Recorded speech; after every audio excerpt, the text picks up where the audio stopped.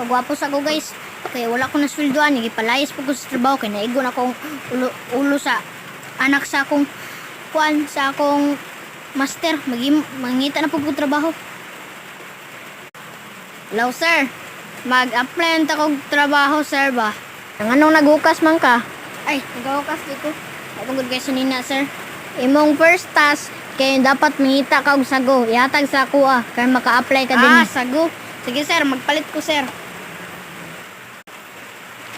Grabe, puti pud sa imong kwarto sir oy. Sino kayo?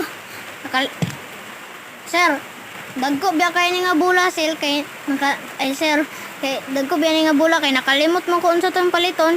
Haniingon na lang kog kuan oy kanang Julin. Dara sir. Dagko biya sir. Na, sablay ka buanga ka.